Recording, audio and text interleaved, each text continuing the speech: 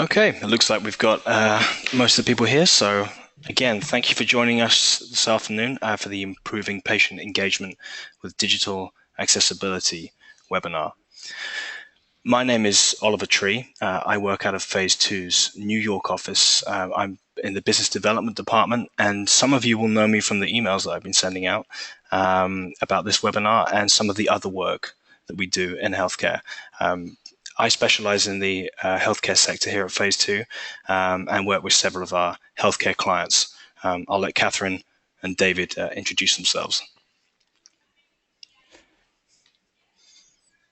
Hello, I'm David Spira. I'm a product strategist with Phase Two. I've worked in various areas within healthcare and accessibility. And I'm Catherine McNally, also with Phase Two, and I specialize in accessibility, and I'm one of the associate product managers. Okay, excellent. Thanks, guys. So before we hear from Catherine and David, I just wanted to take a minute to introduce Phase Two for those of you who are unfamiliar with who we are and what we do. So Phase Two is a full-service digital agency. We partner with industry-leading organizations, some of which you'll see on the little bar on your screen now, to execute their online strategies. Our speciality is really in providing incredible digital experiences, both for patients and those that use the systems that we build internally. We have over 100 designers, strategists, engineers, most of whom are based in 4 locations across the US in our offices. Our experts and our expertise range from branding to design, consulting, and of course, development work. Crucially, and why we're talking to you today, we really understand here at Phase Two what today's patient expects. And we help our clients deliver that targeted digital experience to meet those expectations. So without further ado, I'll hand over to Catherine and David. Please take it away. Okay, historically when we've been talking about accessibility, the first thing that comes to mind are the deaf and the blind and people who have, were either born with some kind of a disability or developed one over time. But as we're looking forward, we're starting to pay more attention to the elderly population when we think about accessibility. The baby boomers are now reaching that age, and they are outnumbering the number of 5-year-olds. They will outnumber the number of 5-year-olds by 2020. This is an interesting phenomenon, as it's a fast-growing segment, and baby boomers, unlike their parents' generation, are used to using technology. They have multiple devices. They are used to getting information and communicating over the internet without having to get help. So as they age, they're going to be demanding accessible experiences because they're going to expect to have the same level of access that they always have had. They're going to make up 15% of the population, and this is a segment that cannot be ignored, especially in the healthcare sector where this aging group is going to be a large portion of the audience. So one of the things that people immediately think about when they hear about accessible design is that it's removing their options. It's reducing the available options for design, and that is true. It's not a myth. But accessible design eliminates bad design options. It encourages high color contrast, clear fonts, keyboard navigability. All of these things will help you improve the overall usability of the experience for everybody, regardless of their accessible needs, and it will also improve SEO. So this is, designing accessibly is a good thing to do regardless of what your goals are. Also realize that accessible design is designed for everyone. While you may not need accessible design at the moment, our eyes, our ears, and our motor function don't improve with age. And accidents happen, even if you simply just break your arm, you may need this. So when we think about accessibility, this isn't just for some niche, this is for absolutely everybody. And it's also thinking about 1 in 5 Americans have a disability. you can't always see disability. It could be cognitive, it could be visual, it's also physical, and it's a really big segment of our market. If you look at a map of the United States, it is distorted by population, by state. California being very highly populated, and New York being very highly populated as well. But it's pretty interesting to look at because the number of Americans with disabilities is 7 times the population of New York. If you were to stamp that across America, that makes up a pretty significant percentage of our population. And of those 1 in 5 Americans who have a disability, almost over half of them need some kind of accommodation. And what I mean by that is somebody who needs a wheelchair will not have the same barriers to online access as someone who can't see the screen or who can't use the hand to use the keyboard. And this equates to nearly 10% of the overall market who have a harder time experiencing website accessibility. This is really a significant number. We are looking at the market numbers and how many people visit your website. What would your numbers be if you could increase by 10%, if you made your site more accessible just by doing a few little things? It's not about redesigning the whole site, just doing one little thing to really bring more users to your site. And technology is really important for enabling independent living. As a person who is deaf, independence is really important, and thanks to technology, this is being made possible. And a lot of times people with disabilities or able-bodied people who find themselves with temporarily disabling conditions, they may not necessarily know about the specific way that they can do accessibility. So it's important to design our websites and applications for use by everybody. And it's just a really great way to serve multiple audiences that may not necessarily know about specific accessibility aids. I just kind of want to tell you about a really interesting experience that happened to me last year. I need a cochlear implant, and it helps me hear.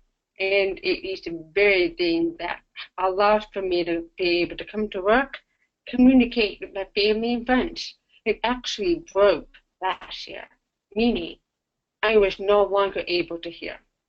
This was a very challenging moment for me, and I couldn't call the company. So what I did was I went to the website, and I was encouraged to see that there was an online contact us form. And I filled it out to say, hey, my process is broken. I'm going to need a replacement. So I felt encouraged that that option was available to me. But I was dumbfounded when the response I got from them was, give us a call.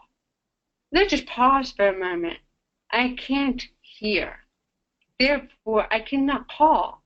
I could not believe that this provider who provides hearing to his patients knew that to provide alternate means. So it's a really ironic experience. I just couldn't believe it. I was speechless. However, that kind of led to a moment where I had to be like, I need to call Mom. So I had to text her. I had to say, Mom, I need help. This was really a moment where my independence was being taken away. As somebody who's in the mid-30s, I shouldn't still need Mom to help. And it just put me in a cycle of negativity of like, I can't do this. I can't be a grown-up all by myself. And it was just, I was really upset that that company took that away from me. So a more ideal scenario would have been that there could have been alternate ways for me to remediate the situation of having a broken processor. So what could have happened was, while I was waiting for the response from the company, I'm feeling a little optimistic but nervous. And then they could respond and say, hey, we're starting a process of broke. How about you you can contact us through this online form. You can chat with us online, or you can send us an email with the order number. In the meanwhile, please contact an audiologist at the hospital to set up an appointment. So I'm feeling much more encouraged, like I'm being heard. So I was able to go to the hospital's website. And fortunately, because I couldn't call to schedule an appointment, there was an online option for me to schedule an appointment. That was great. And because I submitted a request through the web, the response I got was reciprocal. They responded back with a text saying, we confirmed the appointment, as opposed to a phone call, which would have gone unanswered. So that was really great. It was amazing. When my audiologist followed up with me with an email to say, I hope the new process is working out great. Please let me know if you have any questions. The whole process, somebody was holding my hand. I felt heard, and I felt like somebody cared about me, and I didn't need to have mom intervene in the situation. So that is really what an ideal experience should be for somebody in the healthcare space, so they can take control of their healthcare needs on their own pace and to serve their needs. So the thing with accessibility is that it's a journey, not a destination. You're never going to find a day where you can say, okay, we're accessible, we're done here. We can close out that, that on the to-do list. A site can always be more accessible, and once you have achieved a solid level of it, it always needs maintenance. However, because it's a journey, if you are doing it over time, it's a lot less impactful on budget, on effort and manpower if you were doing it consistently over time. When you are talking about approaching accessibility, you want to do it thinking about the future. You want to realize that adding alt text to all of your images and having closed captions on all of your videos, all of these things you're investing in a accessible future. One of the things that you want to do is make sure that you're leveraging technologies and standards. These are critical because accessibility is not the place to go bespoke. You need to make sure that you are designing and building against the same standards and technology that the rest of the world is, because there are tons of assisted technologies out there and they're all being designed to work against the standards. So please don't go bespoke, stick with standards. Another thing that we know a lot of medical institutions, healthcare institutions are looking at are personalization. And accessibility is a brilliant place to start if you're thinking about going down the road of personalization, because what you can start by doing is determining all of the different ways that people should be interacting with your organization and your content. And once you have avenues that work for all of these different levels of ability, then you are well on your way towards having a personalized experience before you even stop to consider the individual. This is a win. And there are ways that we can definitely improve accessibility today. As I briefly mentioned earlier, we don't need to tear down the whole house and rebuild a new one. We can just, renovate it one by one and just make things improved as we go along. And before we go into exactly what you can do, I just wanted to provide a very high-level understanding of Section 508 and WCAG. Section 508 was developed in 1999 as something for all federal agencies and any organization that receives federal funding to be in compliance for accessibility, like making sure that images have text alternatives, making sure the website is accessible through a keyboard. But of course, you are all there. The internet grew so quickly and so fast that some of these Section 508 standards became a little bit outdated. So the Web Content Accessibility Guidelines, WCAG, were written shortly after to say, hey, these are really some best practices that we should be following. In fact, conforming to those, you're meeting some of the section battery standards. And then in 2006, McCad came out with version 2.0 that continued to evolve with the growth of the internet and the advancing technologies and have more relevance and more applicability. So one could say that if you were conforming with McCad 2.0, we were more or less conforming to Section 508, but that's not a substitute for doing that manual check and the automatic check to make sure you're in compliance. And last month, Section 508 came out with a quote-unquote refresh, and it's the final proposed rulemaking. And it was a really big deal because it's been something that has been in the works for 10 years. So we're staying on top of it. And in a nutshell, the Section 508 refresh really is about saying RCAG 2.0 is the standard we should be following. So that was good news. And we'll continue to watch the public comments and stay abreast of that. And it's really important in the healthcare industry to be there for the patients. Let them know that they're being heard. And by that, I mean making sure that you anticipate their needs and be able to communicate with you online before they are able to come into the clinic or the hospital. So we're going to go through a few series of do this, not that exercises. The first one is when you're trying to do a contact us mechanism, it's important to not only make the phone call the means of connection. What about additionally adding chat options for online chat, email, text messaging, having somebody there to answer questions instead of forcing somebody to go through a phone tree, having as many points of contact to your patients is critical because not everybody can use a telephone. And then the second piece is online scheduling, which is huge. And it is efficient for both sides because by providing transparency on when the doctor is available for appointments, the patient has the flexibility of seeing everything that's available, and they can pick the time slot that works best for them. So there's no need to go back and forth on dates over the phone. It just streamlines the process. It's not great for people who can't hear. It's great for everybody. And they show up happier because they pick a date and a time that works best for their schedule. So it's really a win-win situation on both sides. And online scheduling systems are plentiful online, and there's a lot of good services out there that can be integrated into a site.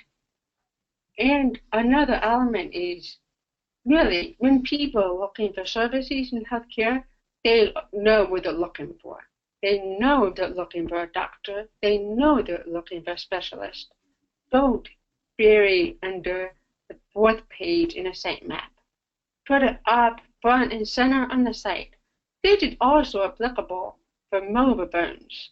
You're not going to want to force somebody to keep clicking through a small screen.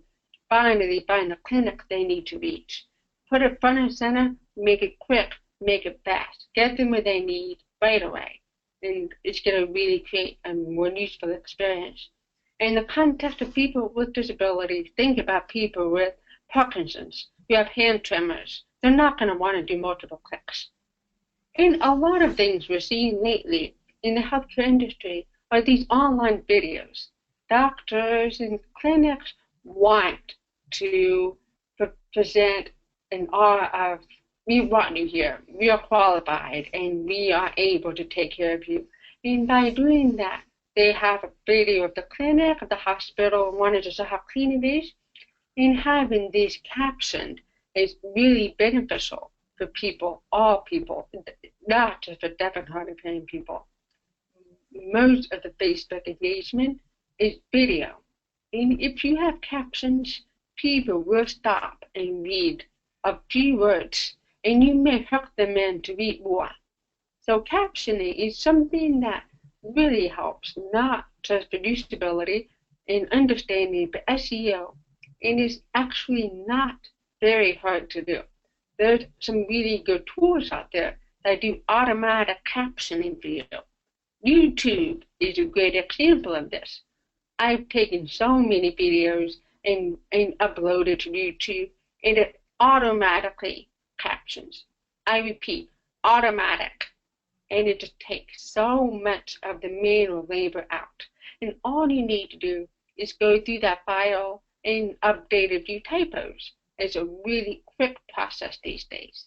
And I've done a 10-minute video in 30 minutes tops. It really is a great tool. And you don't need to keep them on YouTube. Just use the YouTube algorithm to do it, to help you do the work. And you can download the caption file and upload it to a video player. It's a really great tool. And we have a blog post on our website on the exact steps that you can do for this. I highly encourage you to take advantage of this free service.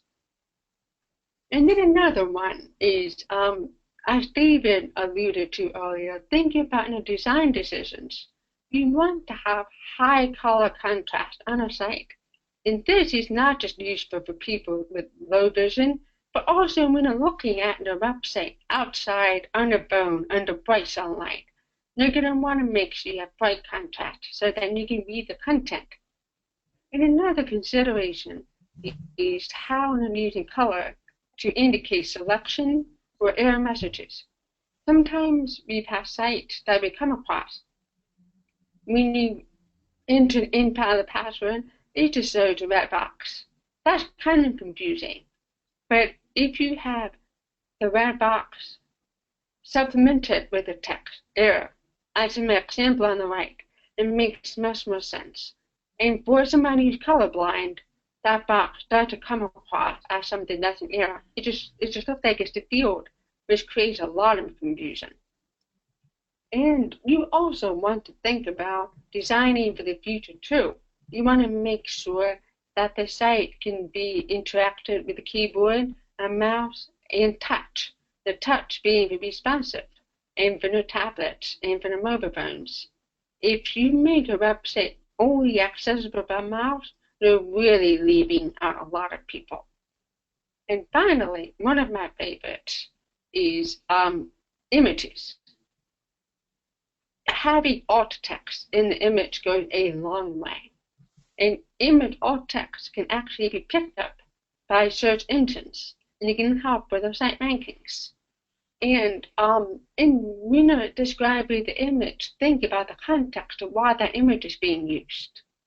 In the example on my left, I'm wanting to communicate that this doctor is professional, he's well aware of standard procedures, and he's prepared and he's taken steps to provide quality access to care. So I wrote, male doctor wearing eyeglasses and scrubs, hat and mask, not their hands up to elbows with soap as he prepares for an operation. Let me break that down. Male doctor wearing eyeglasses and scrubs, hat and mask allude to that he is following standard procedures of wearing scrubs. He's not walking in a t-shirt and sneakers and a baseball cap. He's doing the right thing. And then he's lathering hands up to his elbows. I didn't just say wash your hands. I'm talking lathering, because he's really making sure he's clean. He's not bringing any potential germs into the operating room as he prepares for an operation. I wanted to provide the context of why he's washing his hands. He's preparing for an operation. So providing that really brings a lot of context. Just think of it like a tweet. It's short and sweet and describes the intent of the image.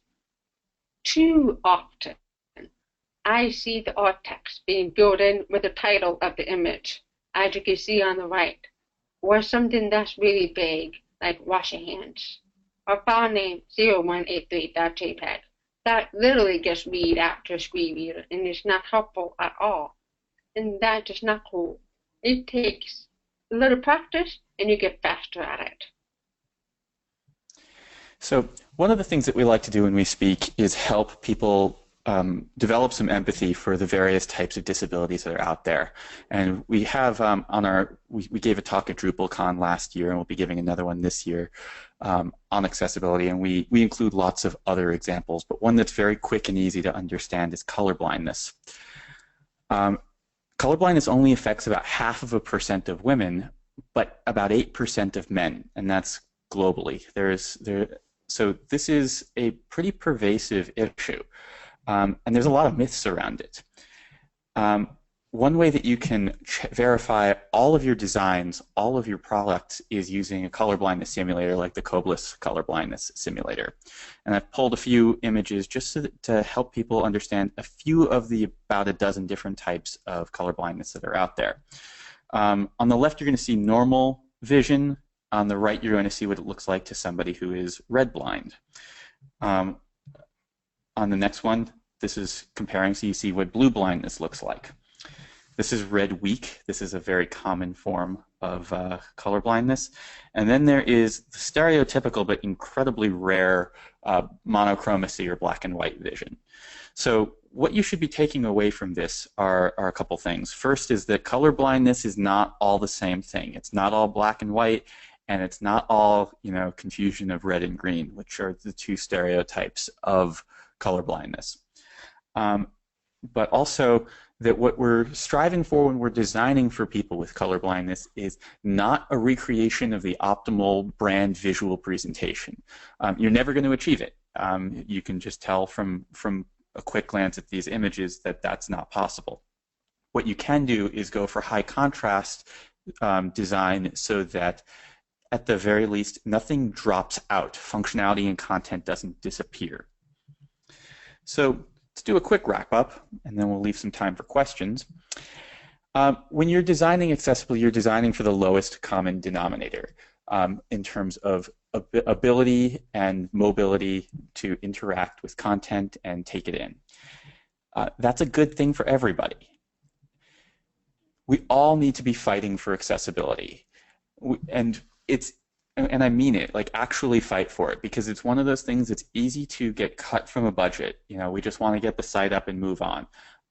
You may be legally required to get there, and even if you aren't, you should be fighting for it because you or someone you love is going to need accessibility. Do it because it's the right thing to do.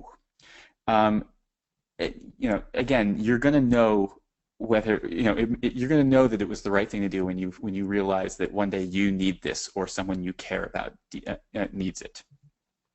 Do it because it's the selfish thing to do. Whether you're talking about improved usability or improved SEO, either way, it's going to improve your bottom line.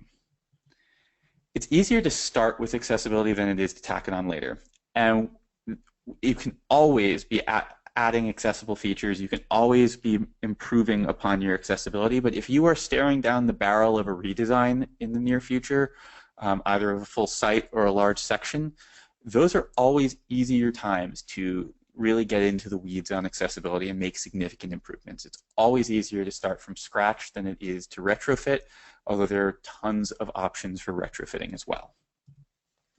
Do it for your users, do it for yourself, do it for your lawyers, especially if you receive any kind of federal funding. By designing accessibly, you are going to greatly reduce your risks. Do this for usability, design accessibly for SEO, and do it simply because it's the right thing to do. Thank you. That was excellent. Thank you, David and Catherine. I think we all felt the passion that you guys bring to this subject about accessibility, and we really appreciate you lending your expertise today. For everyone on the webinar, if you haven't already, I highly recommend going to view David and Catherine's DrupalCon talk online. It is great. It goes into a lot more depth, and it talks a lot more specifically about different applications for accessibility. If we'd like a copy of the webinar, please reach out to me at health@phase2technology.com.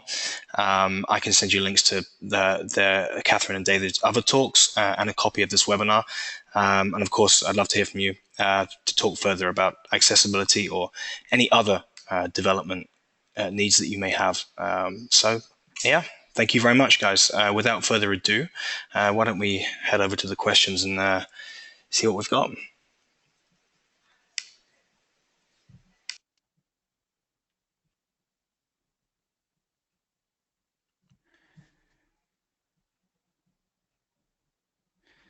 So one question that I'm seeing is about use of automated accessibility testing and how effective that is.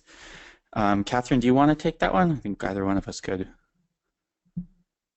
On automated, automated testing is no substitute for the manual testing, because automated testing really does a great job of giving me the highlights of what's wrong, but it doesn't always explain why it's an accessibility issue. And I think one of the best things to do is run the automated testing, but also go back through it manually. And by manually, I mean using the screen reader that's in a MacBook and using the keyboard to really understand why something may be failing. And I think that's a really important thing to do. And it's just a really helpful insight, because it gives you the jumping point to say, okay, there's clearly something wrong here. Let's figure out what's going on. It helps narrow the focus. Okay, so next question I have is how much interest from clients are you seeing in digital accessibility, both outside of healthcare and within it? So we see regular interest in accessibility. It's been increasing. Some companies are doing it simply because they realize that it will open up new avenues to it'll open up access to new user bases.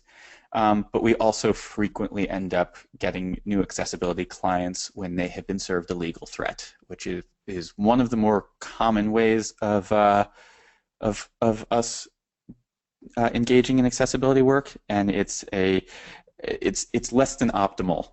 It's far better to do this when there isn't a legal threat on the line. So yeah, we strongly encourage getting ahead of that. Next question we have is, what standard should I shoot for, 508 or WCAG? Catherine, you want to take that one? I can. So nowadays, we've been recommending following WCAG because it has the best practices and it kind of follows Section 508. However, as I mentioned last month, the refresh came out, and it basically said WCAG 2.0 is the new standard we should be following. And so it's not official rule yet, but it's a pretty strong indicator that WCAG 2.0 is going to become the new guidelines for Section 508 conformance. Okay, next question coming in is a little bit more on the legal end. I think I can take it. So it's with the possible repeal of the ACA, how would that affect accessibility? The answer is that it pretty much wouldn't. So basically, there is a section within the ACA that addresses accessibility, but it's pretty much referencing previous legislation like the Americans with Disabilities Act and the and Section 508 of the Rehabilitation Act, which is the very same Section 508 that we've been talking about in terms of other standards. So even if the Affordable Care Act were to go away, it would likely have next to no impact on accessibility for the web and the policy surrounding it.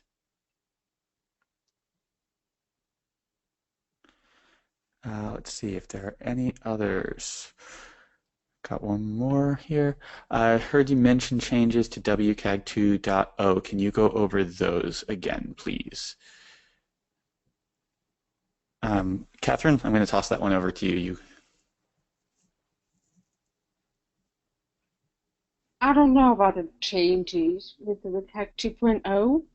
I'm not familiar, but WCAG 2.0 was drafted in 2006, and recently, actually, just yesterday, a few days ago, there was some proposed refreshes and rewrite to WCAG 2.0 that we will be reviewing and studying and evaluating. And so it's some exciting times for accessibility compliance coming up. Yep. Yeah, one thing that's worth noting is that accessibility, and especially the standards, they don't change very rapidly. So it's not like we're going to get blindsided by this stuff. The changes happen gradually and with a lot of forewarning.